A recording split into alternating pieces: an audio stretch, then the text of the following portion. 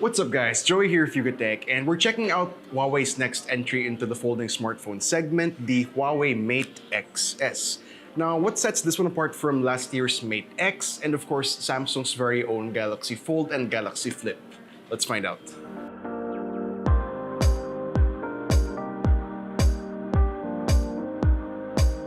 With Samsung currently dominating the foldable smartphone space with two varieties of form factor, Huawei seems to be more interested in what's on the inside. The design of the Mate XS is almost exactly the same as last year's Mate X. It uses a single 8-inch outwards folding AMOLED display. When folded, this leaves you with two displays on either side, one bigger at 6.6 inches and one smaller at 6.38 inches. Being one of the first folding smartphones, first-time users will feel wary or even anxious using it.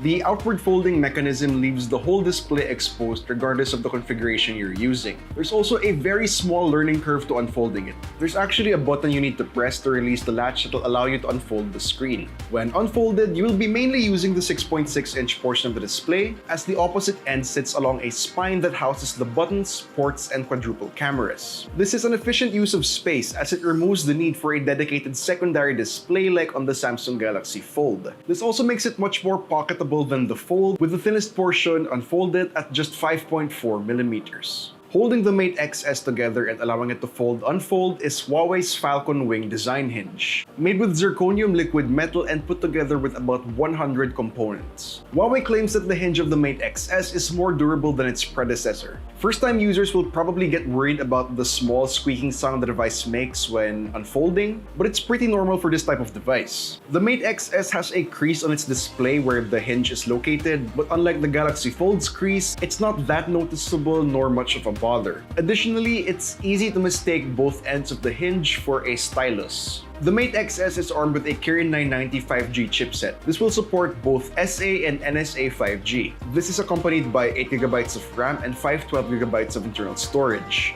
It runs on the open source Android 10 with Huawei's EMUI 10.0.1 skin laid on top. For biometric security, we get a side-mounted fingerprint scanner that doubles as the power button. Since the unit we tested is an engineering sample that lacks the final version of EMUI for this device, we can't say yet whether or not it will support Face Unlock as well. For battery, the Mate XS sports a 4,500 mAh cell with support for Huawei 55-watt supercharge via Type-C, which according to the brand charges the device up to 85% in just 30 minutes. Moving on to the cameras, we get pretty much the same setup as the Huawei Mate 30, a super sensing Leica quad camera system. That's a 40-megapixel main, 16-megapixel ultra-wide, an 8-megapixel telephoto, and a 3D depth sensing camera. The camera system is equipped with OIS and AI image stabilization. Image quality is exactly what we expect from a Huawei flagship device. Images are very detailed, with colors definitely not leaning towards natural. They're punchier and more dynamic, along with a sizable boost in contrast. The ultra-wide lens has almost the same exact image production as the main lens, and it also adds macro functionality, allowing you to take photos up to 2.5 centimeters away. The telephoto lens has the same zoom functionality as the standard P30 and Mate 30, allowing up to 3x optical zoom and up to 30x digital zoom. Since we don't get dedicated front cameras and use the same set of cameras for selfies, quality for selfies is just as great. This also means you can take ultra-wide and yes, telephoto selfies. It's another example of efficient use of space in this device, though another point for concern.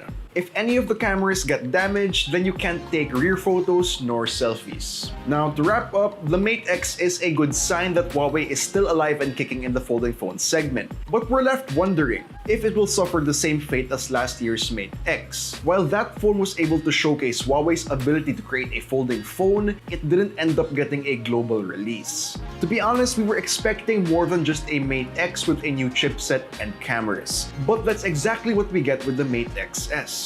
Not to say that we were hoping for a new folding form factor, but the fact that Samsung was able to follow up the Galaxy Fold with the Galaxy Z Flip puts them ahead. From a big picture perspective, this is where we stand on this situation. But when comparing the Mate X and the Mate XS to the Galaxy Fold, we actually prefer the form factor of the former. So that wraps up our hands-on review of the Huawei Mate XS. Let us know what you guys think about this folding phone in the comments down below. And if you enjoyed this video, please do drop a like, subscribe to our channel for more content, hit the bell icon to receive future uploads, and be sure to visit ukitech.com for the latest tech news and reviews. This has been Joey, and stay hydrated.